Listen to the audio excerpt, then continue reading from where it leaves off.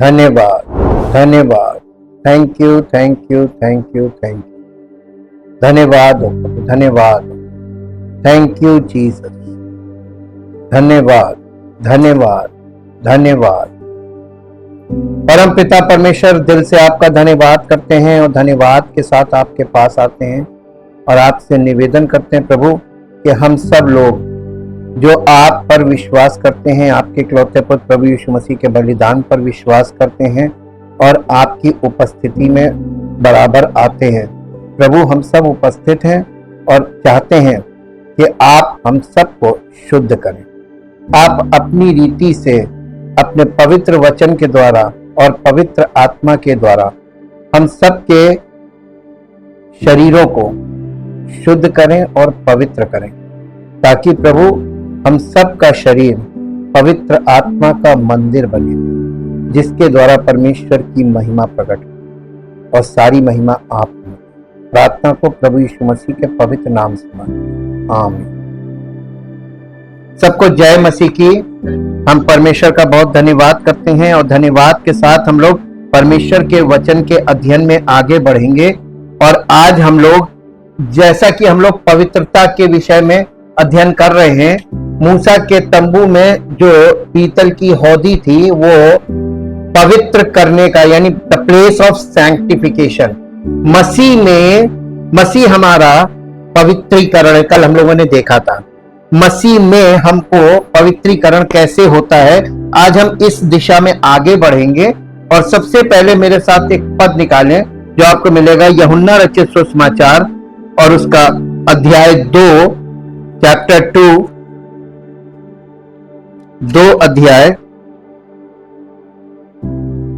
और 2 अध्याय का 13 पद से पढ़ेंगे। ऊपर देखिएगा लिखा होगा, मंदिर से व्यापारियों का निकाला जाना। यहां से शुरू करेंगे जी। 13 पद से, यहूदियों का फसह का पर्व निकट था और यीशु यरूशलेम को गया। उसने मंदिर में बैल, भेड़ और कबूतर के बेचने वालों और सर्राफों को बैठे हुए पाया। तब उसने रस्सियों का कोड़ा बनाकर सब भेड़ों और बैलों को मंदिर से निकाल दिया और सर्राफों के पैसे बिखेर दिए और पीढ़ों को उलट दिया और कबूतर बेचने वालों से कहा, इन्हें यहां से ले जाओ, मेरे पिता के घर को व्यापार का घर मत बनाओ जी। तब उसके चेलों को स्मरण आया।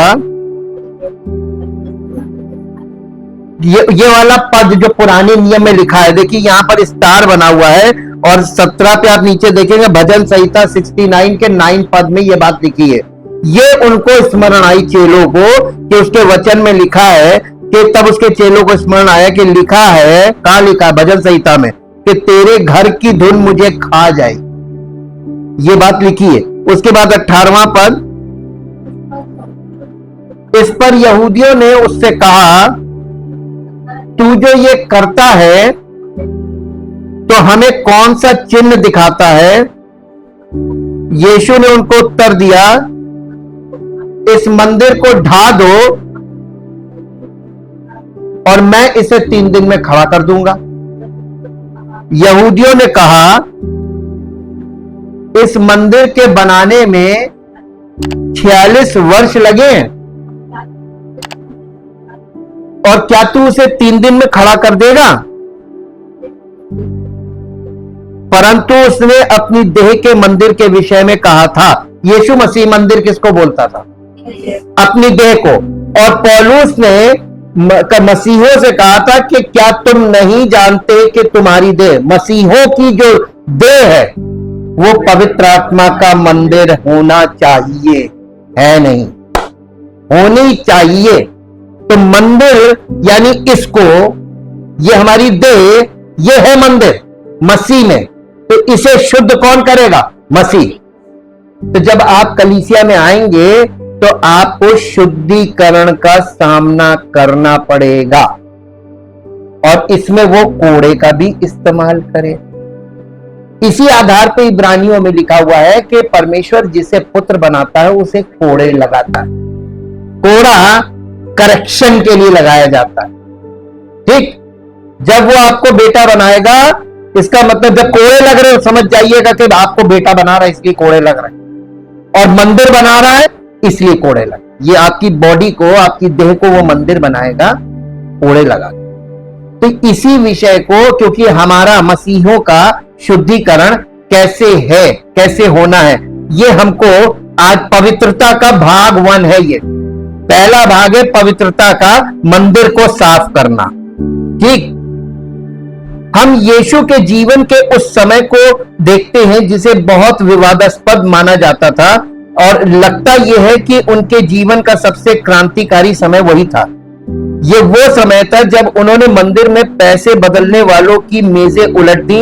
अब आपको यह पहला क्वेश्चन आता है कि ये सराफे का मतलब होता है मनी एक्सचेंजर्स। आप कभी भी मनी एक्सचेंज काउंटर पे जब आप विदेश यात्रा करते हैं तब आप मनी एक्सचेंजर से काउंटर पे आप जाके मनी एक्सचेंज करते हैं। जिन्होंने की है वो जानते हैं, और जो करेंगे उनको मालूम हो जाएगा। जब आप अपने देश से दूसरे देश में जाते हैं तो आप दूसरे देश की, अपने देश की करेंसी के बदले में उस देश की, जिस देश में आप जा रहे हैं वहां की करेंसी लेते हैं। आप इस करेंसी को उस देश में, अपनी करेंसी को उस देश में यूज नहीं कर सकते, और ना उस देश की करेंसी को अपने देश में यूज कर सकते हैं। ये पैसों की सीमाएं हैं, ठीक। तो ये मंदिर में, परमेश्वर का जो मंदिर हुआ करता था सुलेमान के टाइम में, तो वहां पे पूरे वर्ल्ड से लोग आते थे। तो सब अलग अलग देशों से आते थे, अपना अपना पैसा लेकर आते थे। और जो वहां के लोग थे वो भी जो यानी इजराइल के लोग हुआ करते थे। इजराइल में उस समय कैसर का शासन हुआ करता था, और पैसे पे कैसर की फोटो छपी होती। आपको याद होगा जब उन्होंने यीशु मसीह को, एक व्यक्ति ने आके प्रश्न किया था कि ये हमें कैसर को कर देना उचित है, ये पूछा था, यानी हमें गवर्नमेंट को टैक्स, कैसर यानी राजा को टैक्स देना उचित है। तो उसने कहा था, एक पैसा मंगाया तो कहा था इस पे फोटो किसकी है? जो कैसर का है वो कैसर को दो, जो परमेश्वर का है वो परमेश्वर को दो। ये बात आपको अभी तक समझ में नहीं आई होगी, अब समझ में आएगी। एक्चुअली में जब वो टेंपल में आते थे तो जो बाहर का जो वर्ल्ड की करेंसीज होती थी वो टेंपल में नहीं जा सकती थी अंदर, ये अशुद्ध पैसा होता था। इस पैसे को आपको वहां पे काउंटर पे एक्सचेंज करा के टेंपल करेंसी लेनी होती थी। उस मंदिर के पैसे को आपको लेना होता था जो परमेश्वर का पैसा था, और उस पैसे से आपको खरीदारी करनी होती थी अपने बलिदान की वस्तुओं की। इसलिए, और आपको भेंट भी देनी होती तो वही पैसा देना होता था एक्सचेंज करा के, ठीक है। हाँ, वो कैसर का पैसा था। वो कैसर का पैसा मंदिर में एक्सेप्टेबल नहीं था, यानी संसार का पैसा परमेश्वर की उपस्थिति में मान्य नहीं है। परमेश्वर की उपस्थिति में टेंपल से आपको पैसा लेना पड़ता था, टेंपल का अलग करेंसी थी। आपको एक बात समझ में आ गई होगी, इसका मतलब परमेश्वर का राज्य, देखिए हर राज्य की अलग करेंसी होती है। तो ये जो टेंपल है ये परमेश्वर के राज्य को दिखाता है कि नहीं दिखाता? जिसे आप संसार में ढूंढ रहे हैं, संसार में वो आपको पता ही नहीं चलेगा परमेश्वर का राज्य है का। परमेश्वर की उपस्थिति जहां परमेश्वर की इच्छा पूरी होती है, जहां परमेश्वर का शासन चलता है, वही तो परमेश्वर का राज्य है। तो कलीसिया क्या है? कलीसिया के अंदर परमेश्वर का राज्य होना चाहिए, और अगर नहीं है तो वो कलीसिया नहीं है। ये बारीकी बता रहे हैं। अब आपको इसमें ये समझ में आ रहा होगा, ये मनी एक्सचेंजर वहां पे क्या कर रहे थे, क्योंकि लोग बलिदान की वस्तु खरीदते थे और यानी डोनेशंस भी देते थे, तो उसके लिए मनी एक्सचेंज करके टेंपल मनी ही वहां पर दिया जाता था। इसलिए ये लोग वहां पर थे, और यीशु मसीह ने क्या कहा कि इनको वहां से रस्सी का कोड़ा बनाया और इन सबको वहां से भगाया। ये उनकी मंदिर में पैसे बदलने वालों की मेजें पलट दी। लोगों को यह भी कहते सुना है कि ये वो समय हो सकता है जब यीशु ने पाप किया, क्योंकि वो क्रोधित थे। लोगों का यह मानना है कि यीशु मसीह क्रोध कर रहा था, तो क्रोध का मतलब पाप किया। अब आप एक बात बताइए कॉमन सेंस से, कि परमेश्वर जब लोगों पे प्रकृति के द्वारा अपना क्रोध प्रकट करता है तो परमेश्वर पापी है? एक पापी मनुष्य परमेश्वर के विषय में भी कितने अपने जैसे विचार रखता कि इसने पाप करना गुनाह नहीं है। परमेश्वर परम पवित्र है, तो उसका जो क्रोध है ना, वो राइट जस्टिफाइड है। वो कभी गलत क्रोध नहीं करता, वो प्रेम करता है, और प्रेम के कारण जब मनुष्य ढीठ हो जाता है, नहीं मानता, तब वो क्रोध करता है। जैसे एक माँ बाप अपने बच्चों पर क्रोध करते हैं जब वो अपने मन की करते हैं, क्योंकि उनको गुस्सा ये आ रहा है कि ये बर्बाद हो जाएगा, तो गुस्सा आएगा कि नहीं आएगा? ये गुस्सा पाप नहीं है, या पाप ना करो। तो क्रोध करना और क्रोध में पाप करना, ये दोनों अलग अलग चीजें हैं। क्रोध में आप जो डिसीजंस लेते हैं गलत, डिस्ट्रक्टिव, वो पाप। यहां पर लोग ये सोचते हैं कि यीशु मसीह ने पाप किया होगा, लेकिन उन्होंने ये विनाशकारी कार्य किया, यानी वहां मंदिर से लोगों को निकाला, बड़ा खराब काम किया, ऐसा नहीं करना चाहिए। हम ये परमेश्वर के वचन में ये हम जानते हैं कि यीशु पाप रहित थे, लेकिन हम यीशु के जीवन के इस समय पर करीब से अगर नजर डालें, हम पा सकते हैं कि यीशु का संदेश आज के लिए, और ये आज भी उतना ही चौंकाने वाला है जितना तब था। आज यीशु मसीह जब, देखिए, पवित्र आत्मा से, एक सच्चे मसीही में जब पवित्र आत्मा वास करता है और उसके द्वारा पवित्र आत्मा क्रोधित होता है, उसको डांटता है, तो लोग कहते हैं ये मसीह में नहीं है, ये पवित्र आत्मा नहीं है। ये गलत करते हैं ना लोग। जबकि प्रभु यीशु मसीह ने वहां पे मंदिर साफ करते समय क्रोध किया था, ठीक? और क्यों क्रोध किया था ये हम आगे देखेंगे। मनी चेंजर्स, यानी जो पैसा। मत्ती रचित सुसमाचार उसके 21 अध्याय के 12 पद में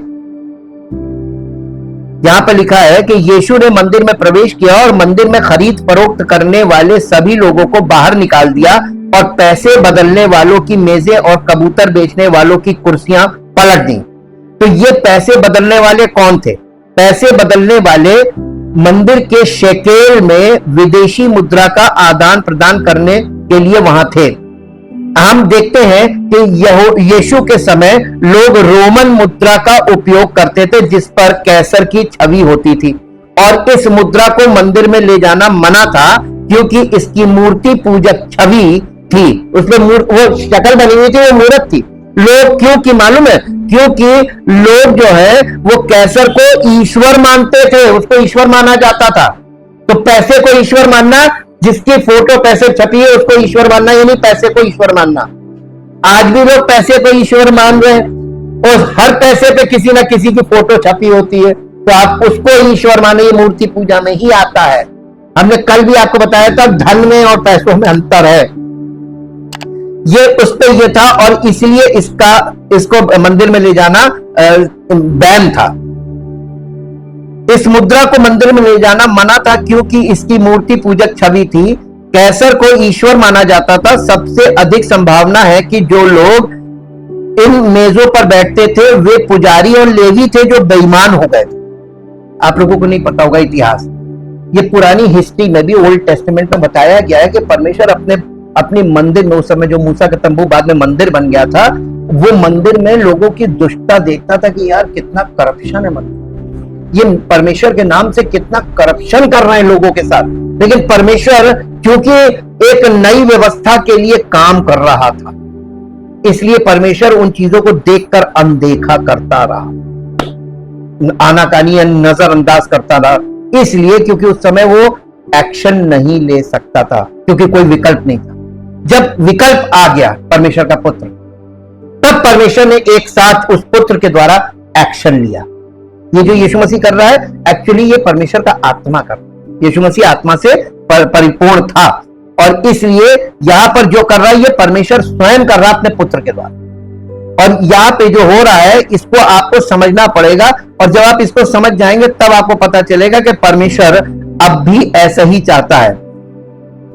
ये बेईमान हो गए थे, वे सेवा शुल्क जोड़ रहे थे और विनिमय दर से कहीं अधिक वसूल रहे थे, यानी मनी एक्सचेंज में वो अपना भी उसमें लाभ जोड़कर। और जो लोग आ रहे हैं वहां भक्ति भाव से, तो वो जो बोलो वो दे देते थे, कैलकुलेशन बहुत ज्यादा नहीं हुआ करती, और वो लोग बेईमान। परमेश्वर मालूम इतनी सी बेईमानी पसंद करता, पाप तो पाप है परमेश्वर के सामने, उसकी वो एकदम तनिक भी नहीं बर्दाश्त करे, तनिक भी नहीं।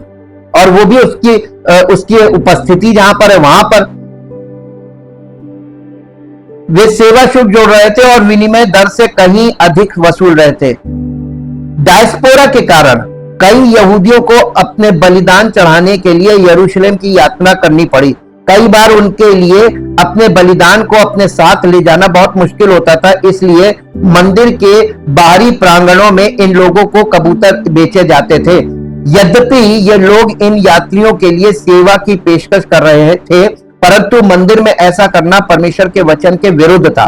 उन्हें मंदिर प्रांगण में नहीं अपितु सड़क पर खरीद बिक्री करनी चाहिए थी। वो मंदिर के आंगन में कर रहे थे, अंदर आंगन में, जबकि इनको बाउंड्री के बाहर करना चाहिए, लेकिन वो अंदर कर रहे थे। अब मसीह में हमने आपको बताया, जैसे ही आप गेट फाटक से अंदर जाते थे मसीह में, आप मसीह में आ गए, ठीक है। तो ये बाउंड्री है, ये मसीह में, और इसके बाद उनको यीशु मसीह ने बाहर निकाला। हमें इसे इसके उचित दृष्टिकोण में रखना होगा ताकि हम यीशु के कार्यों को समझ सके। यह फसह का समय था और व्यवस्था के अनुसार किसी को अपने घर को अच्छी तरह से साफ करना होता था और उसमें से किसी भी तरह के खमीर को निकाल देना होता था, चाहे वो सिर्फ एक टुकड़ा ही क्यों ना हो। खमीर जरा सा भी नहीं होना चाहिए था। फसह के समय घर को साफ करना होता था। खमीर पाप और भ्रष्टाचार का प्रतीक था। यीशु के लिए अपने पिता के घर में जाना और उसे खमीर यानी पाप और भ्रष्टाचार से साफ करना कितना उचित था। यीशु ने जब उसने मेजें पलटी तो 2 शास्त्रों का हवाला दिया गया। हम अगले इन 2 पदों को देखते हैं। यशायाह नबी की पुस्तक, उसका 56 अध्याय 56 चैप्टर और उसका 7 पद पढ़िए।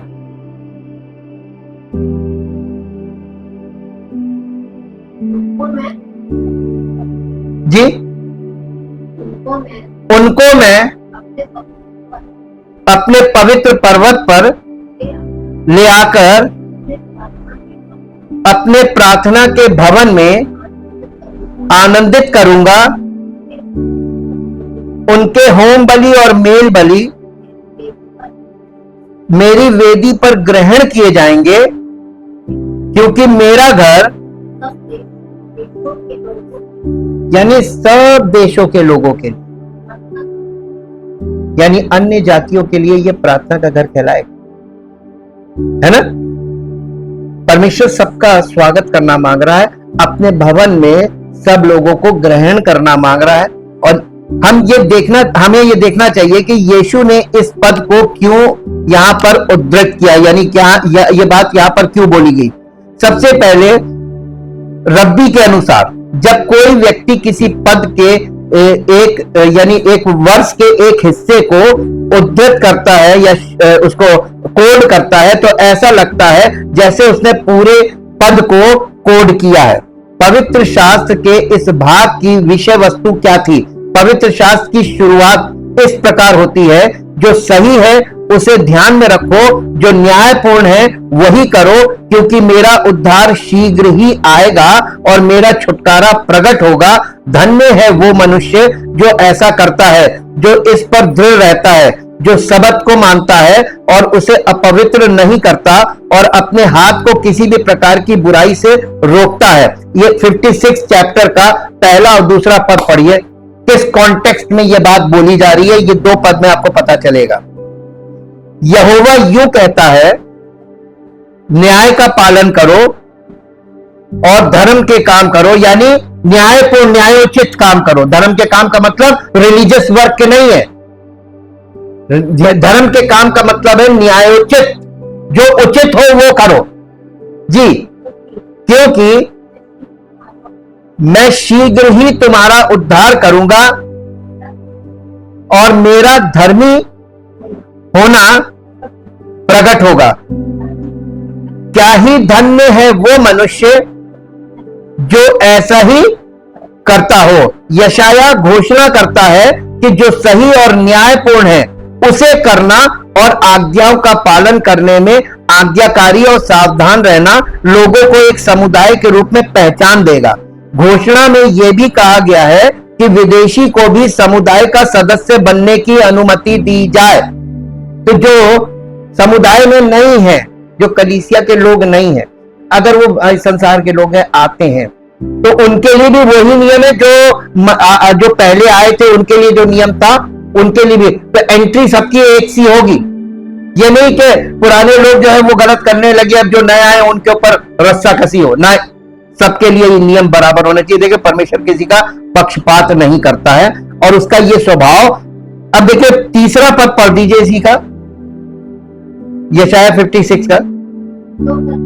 जो परदेशी यहोवा से मिल गए हैं वे ना कहें यहोवा हमें अपनी प्रजा से निश्चय अलग करेगा। यानी जो अन्य जाति के लोग यहूदी लोगों के साथ मिल गए थे, परमेश्वर उनको भी उन्हीं में काउंट करता था।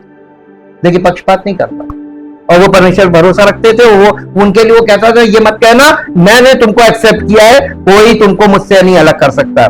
ईश्वर की ओर से बोलते हुए भविष्यवक्ता लोगों से, खासकर विदेशियों से जो खुद को बहिष्कृत महसूस करते थे, कहते हैं कि व्यवस्था का पालन उन्हें समुदाय का पूर्ण सदस्य बनाता है।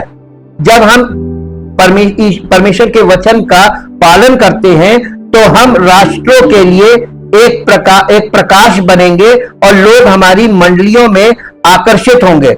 ऐसा लगता है कि मसीही घूमने वाले दरवाजे का खेल खेलते हैं, वे बस एक कलीसिया से दूसरी कलीसिया में घूमते रहते हैं, लेकिन ये सही मायने में कलीसिया की वृद्धि नहीं है। ये अंधकार से निकलकर प्रकाश में आने वाला खोया हुआ व्यक्ति नहीं है। पूरे इतिहास में हम देखते हैं कि कई विदेशी खुद को इजराइल से जोड़ते हैं। हम इसे मिस्र से पलायन में देखते हैं। साथ ही राहाब और रूत जैसे लोग जो खुद को जोड़ते हैं और यीशु के शाही वंश का हिस्सा बन जाते हैं। जब यहूदियों ने बेबीलोन छोड़ा तो कई लोग एक सच्चे ईश्वर की ओर मुड़े और निर्वासितों के साथ वापस आए। यीशु के दिनों में हम वो था ना, क्या नाम है, जिसके बारे में लिखा हुआ है कि एक सूबेदार की कहानी है कि वो सूबेदार आया, तो वो भी अन्य जाति का था। वो सूबेदार को हम देखते हैं जो ईश्वर से डरता था, और कर्नेलियस को भी जिसने पतरस को बुलाया। यही कारण है कि व्यवस्था विशेष रूप से विदेशी और परदेशी के मुद्दे को संबोधित करता है जो इजराइल के साथ रहते हैं। अब ये 56 चैप्टर का 6 और 7 पद पढ़ दीजिए, यशाया का 56 का 6 और 7 पद। परदेशी भी जो यहोवा के साथ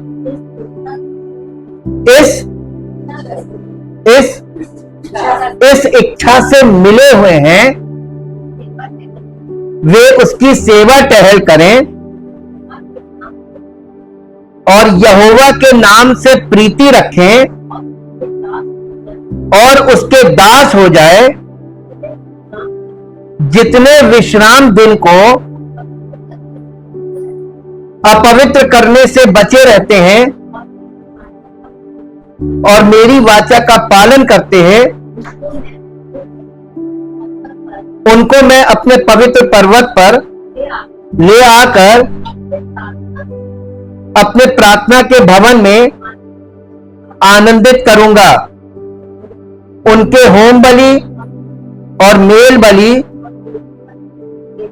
वेदी पर ग्रहण किए जाएंगे, क्योंकि मेरा भवन या मेरा घर सब देशों के लोगों के लिए प्रार्थना का घर कहलाएगा। तो देखिए परमेश्वर उन लोगों को जो यहूदी नहीं थे, गैर यहूदियों को कैसे प्यार से ग्रहण करता। अगर वो परमेश्वर की सेवा करते हैं, उसकी आज्ञाओं का पालन करते हैं, तो उन्हें भी वो ग्रहण करते हैं। इसीलिए लिखा हुआ परमेश्वर किसी का पक्षपात नहीं करता। हर जाति में से, हर कंट्री में से, हर भाषा में से जो लोग परमेश्वर से प्रेम रखते हैं, परमेश्वर उनको ग्रहण करता है। यहां हम स्पष्ट रूप से देखते हैं कि यीशु का दिल था कि सभी लोग उनके पवित्र पर्वत पर आराधना करेंगे, और वास्तव में वे करेंगे। जैसा कि उन्होंने घोषित किया था, क्योंकि मेरा घर सभी लोगों के लिए प्रार्थना का घर कहलाएगा। तो कलीसिया जो है वो यहूदियों के लिए नहीं, अब कलीसिया जो कोई चाहे प्रभु के पास, ये परमेश्वर का भवन खुल गया, परमेश्वर का परिवार बन गया, अब सबके लिए एक स्वर्गीय चित्र है यहाँ पर। जैसे जैसे हम आगे बढ़ेंगे हम देखेंगे कि उस दिन यीशु ने जो किया और जो उसने लोगों को घोषित किया वो काफी गंभीर आरोप था, जिसे हमें आज ध्यान में रखना चाहिए। परमेश्वर ने मूसा को यह स्पष्ट कर दिया था जब उसने उसे तंबू बनाने में जो कुछ करने के लिए कहा था उसे करने में सावधानी बरतने के लिए कहा था। पृथ्वी पर परमेश्वर का पवित्र स्थान स्वर्ग में परमेश्वर के सिंहासन कक्ष का प्रतिनिधित्व करता है। हर विवरण और हर वस्तु स्वर्ग में सटीकता का प्रतिनिधित्व करती है। परमेश्वर पवित्र है और वो अपने वचन के प्रति पवित्रता और आज्ञाकारिता की मांग करता है। यशाया ने घोषणा की, मैंने अपने प्रभु को एक ऊंचे सिंहासन पर बैठे देखा और उसके वस्त्र के छोर से मंदिर भर गया। सराफ उसकी सेवा में खड़े थे, उनमें से प्रत्येक के 6 पंख थे। 2 से उसने अपना चेहरा ढांका था, 2 से उसने अपने पैरों को ढांका था और 2 से वो उड़ता था और एक दूसरे को पुकारता था और पवित्र पवित्र पवित्र सेनाओं का प्रभु। उसकी उपस्थिति पूरी पृथ्वी को भर देती है। पुकारने वाले की आवाज सुनकर दरवाजे की चौखटें हिल जाती थी और घर धुएं से भर जाता था। मैंने पुकारा, हाय मुझ पर, मैं खो गया हूं, क्योंकि मैं अशुद्ध होठों वाला मनुष्य हूं और मैं अशुद्ध होठों वाले लोगों के बीच रहता हूं। फिर भी मेरी आंखों ने सेनाओं के प्रभु राजा को देखा है। तब एक स्वर्गदूत ने वेदी से कोयला लिया और उसके होठों को छुआ। हम देखते हैं कि स्वर्गदूत को भी परमेश्वर की उपस्थिति में खुद को ढकना पड़ता था। पर यशाया ने परमेश्वर की उपस्थिति में अपने पाप को पहचाना और शुद्ध होने की आवश्यकता को पहचाना। मंदिर के नियम पवित्रता और शुद्धता के बारे में थे। पुजारी हौदी पर रुकता था जो परमेश्वर की पवित्रता में खुद को डुबोने, खुद को पाप से शुद्ध करने का प्रतीक था। शुद्धता के बारे में कई नियम थे जिनके बारे में हम अभी नहीं जाने वाले हैं, उसको अभी हम नहीं देखेंगे। लेकिन याद रखें कि अशुद्ध पाप का अशुद्धता जो है वो पाप का प्रतिनिधित्व करती है और शुद्ध जो है वो शुद्धता का प्रतिनिधित्व करता है। वे दोनों 2 राज्यों का प्रतिनिधित्व करते हैं, प्रकाश का राज्य और अंधकार का राज्य। भजनकार लिखता है या भजन संहिता में ऐसा लिखा है कि कौन यहोवा के पर्वत पर चढ़ सकता है और कौन उसके पवित्र स्थान में खड़ा हो सकता है। जिसके हाथ शुद्ध और हृदय शुद्ध है, जिसने अपनी आत्मा को मूर्ति की ओर नहीं लगाया और जिसने कपटपूर्ण शपथ नहीं खाई। ये इस बारे में बात कर रहा है कि कौन परमेश्वर की उपस्थिति में प्रवेश कर सकता है। इतना प्रवेश करना, उसकी उपस्थिति में आना कितना हार्ड, पवित्रता के उद्देश्य से। परमेश्वर पवित्रता की अपेक्षा करता है, वास्तव में वो इसकी मांग करता है। परमेश्वर के पास जाने से पहले हमें पश्चाताप करना होगा और अपने पापों को स्वीकार करना होगा ताकि हम परमेश्वर के साथ सही स्थिति में रहें। तब हम विश्वास और उदारता के साथ परमेश्वर के पास जा सकते हैं। हम उस शास्त्र को संदर्भ से इतना अलग लेते हैं कि हम साहस और आत्मविश्वास के साथ परमेश्वर के पास जा सकते हैं। हाँ, हम कर सकते हैं, लेकिन केवल तभी जब हमने परमेश्वर के सामने खुद को शुद्ध किया हो। हमें यह समझना चाहिए कि परमेश्वर पवित्र है और वो अपनी पवित्रता को काफी गंभीरता से लेता है। पौलुस हमें बताता है कि हमें भोज से पहले खुद की जांच करनी चाहिए ताकि हम अयोग्य तरीके से भाग ना लें। खुद को किसके लिए जांचें? पाप के लिए। जब हम प्रार्थना करते हैं तो क्या हम परमेश्वर के साथ भोज नहीं कर रहे? विश्वासियों को लिखते हुए याकूब कहता है, इसलिए निकाल लीजिए याकूब की पत्री 4 अध्याय और उसका 7 से 10 पद तक पढ़ेंगे। 7 पद से 10 पद तक याकूब की पत्री उसका 4 अध्याय। इसलिए परमेश्वर के अधीन हो जाओ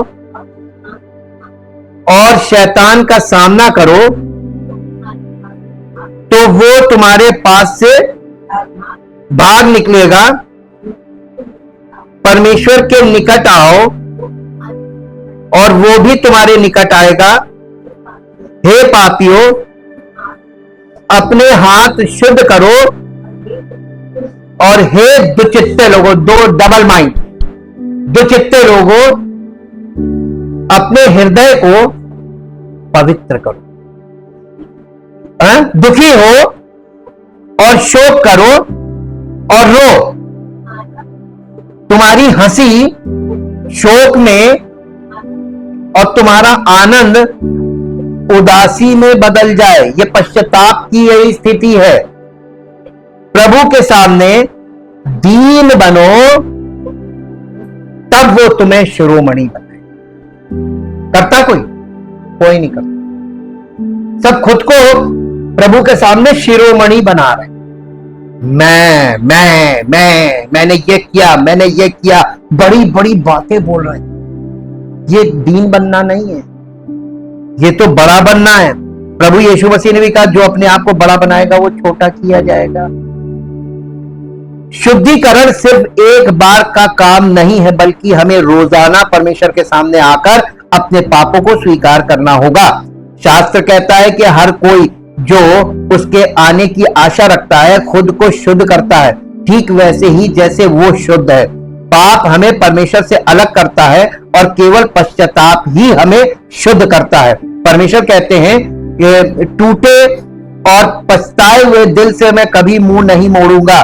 भले ही भौतिक मंदिर चला गया हो, लेकिन मंदिर का संचालन अभी भी बना हुआ है। अब हम प्रभु के मंदिर हैं। हमारा मंदिर शुद्ध और पवित्र होना चाहिए। हमारे मंदिर में कोई भी अशुद्ध चीज प्रवेश नहीं करनी चाहिए। हम पुजारी हैं और हमें प्रभु की वेदी के पास जाते समय साफ और पवित्र होना चाहिए। केवल पवित्रता ही पवित्र परमेश्वर के पास जा सकती है। अब शरीर बनाम आत्मा। यीशु हमें बताता है कि परमेश्वर आत्मा है और जो लोग उसकी आराधना करते हैं उन्हें आत्मा और सच्चाई में होना चाहिए।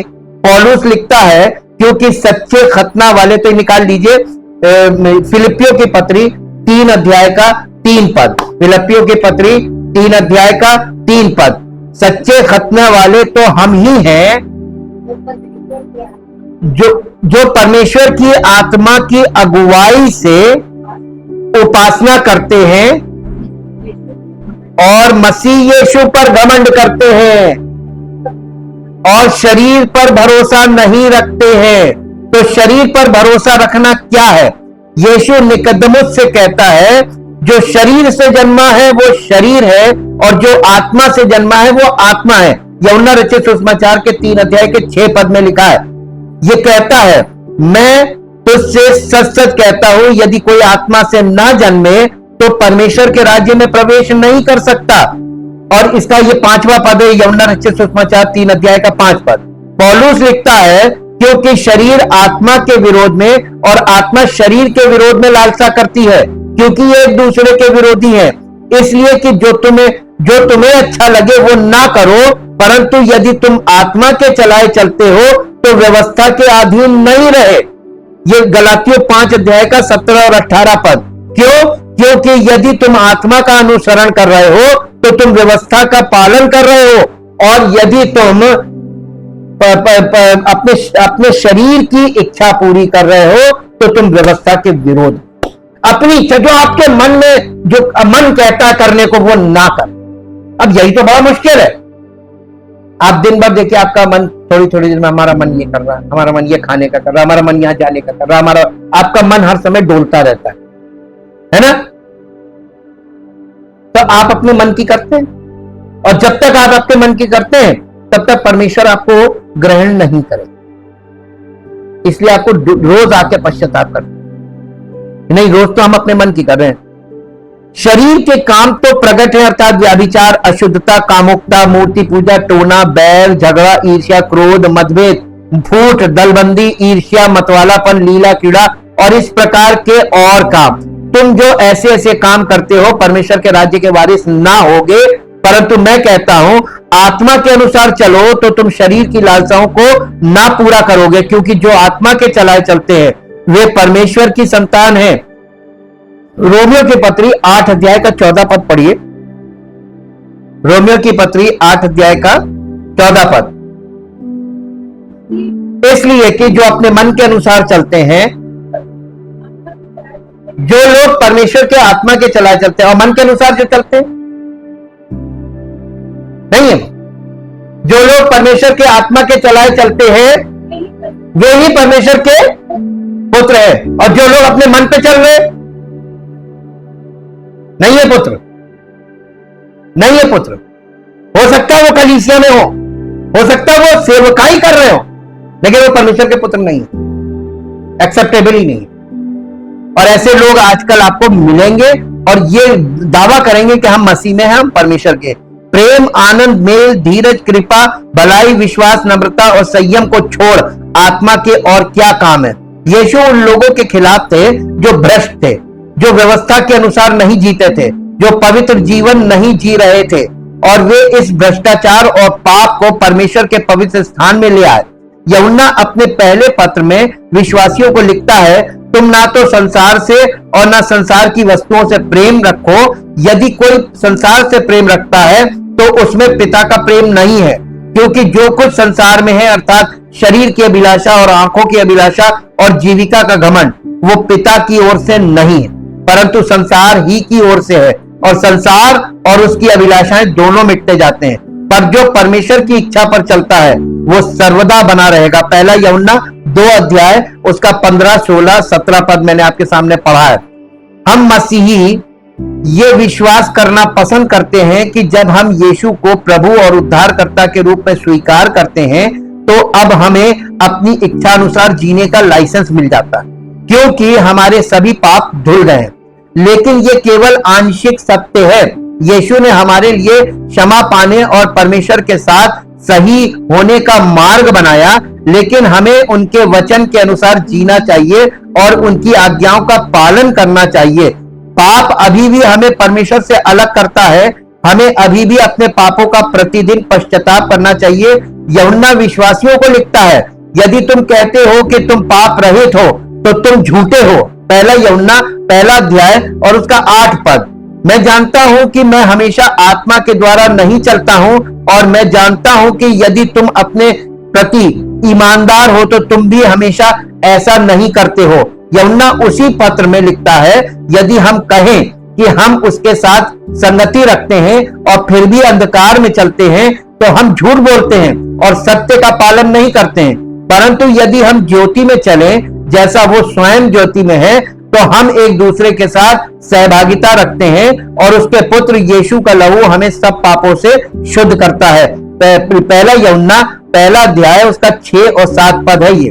हमें प्रतिदिन परमेश्वर के साथ चलना चाहिए, उसके वचन के अनुसार जीना चाहिए, उसकी आत्मा के नेतृत्व में चलना चाहिए और सत्य और धार्मिकता में चलना चाहिए। लेकिन क्योंकि हम अपने शरीर से जूझते हैं जो हमारे भीतर आत्मा के साथ युद्ध करता है, हम संघर्ष करते हैं और हम हमेशा वैसे नहीं चलते जैसा हमें चलना चाहिए। हमें पश्चाताप करना चाहिए और परमेश्वर के मार्गों पर चलते हुए वापस लौटना चाहिए। हमें खुद से झूठ नहीं बोलना चाहिए और ये नहीं सोचना चाहिए कि परमेश्वर ने यीशु के कारण हमारे पापों को अनदेखा कर दिया है।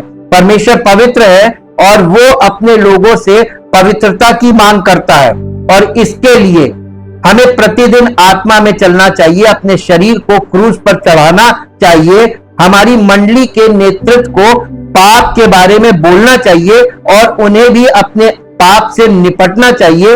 और परमेश्वर का वचन हमें ये बताता है कि अंतिम दिनों में लोग सही सिद्धांत को स्वीकार नहीं करेंगे, बल्कि वे केवल अपने कानों को गुदगुदाना चाहेंगे। जैसे जैसे दिन बीतते जाएंगे पृथ्वी पर गहरा अंधकार छाएगा। ये आत्मिक अंधकार होगा, सच्चाई नहीं होगी और सिर्फ दिखावा होगा। यही आत्मिक अंधकार है। और पृथ्वी पर गहरा अंधकार छा जाएगा और मनुष्यों के बुरे कर्म बढ़ेंगे और बाइबल एक बड़े धर्म त्याग, संतों के पतन की बात करती है। और हम केवल आश्चर्य कर सकते हैं क्यों। इसका उत्तर यीशु के संदेश में के दूसरे भाग में है। अब हम इसका दूसरा भाग जब कल देखेंगे तब हम इसके दूसरे भाग में इस बात को देखेंगे कि दुनिया में इस समय जो आपको दिखाई दे रहा है मसीहत में, ये सच्ची मसीहत नहीं और ना ही ये सत्य है जो परमेश्वर के वचन के आधार पे होना चाहिए। Thank you, thank you, thank you Lord. जीवित तो मान समर्थी परमेश्वर, आपके पवित्र वचनों के लिए जो पवित्र आत्मा के द्वारा हमें प्राप्त होते हैं, और इनका उद्देश्य केवल इतना है प्रभु, इन वचनों को हमको केवल सुनना नहीं है, बल्कि इन वचनों के आधार पर हमें चैतन्य होना है और अपने भीतरी मनुष्यत्व को पूरी तरीके से शुद्ध होने के लिए पश्चाताप के द्वारा अपने पापों का पश्चाताप करना है। अपने पापों पर हमें बहुत ज्यादा चौकन्ना होना है। वचन के अनुसार जो वचन हमें दिखा रहा है और जो वचन हमें बता रहा है उसके अनुसार हमें उस पवित्रता की ओर बढ़ना है जो परमेश्वर के द्वारा हमारे हृदय में स्थापित की जाती है, उसके वचन के द्वारा, पवित्र वचन के द्वारा, जो पवित्र आत्मा के द्वारा हमारे सामने रखा जा रहा है, जो हम सुन रहे हैं और जो हमें हमारे हृदय में जा रहा है। इसके द्वारा हम शुद्ध हों और हम पवित्र हों और हमारा जीवन परमेश्वर की महिमा में आगे बढ़ सके, उसका नाम महिमा पाए। प्रभु यीशु मसीह के नाम से आमीन। Praise the Lord.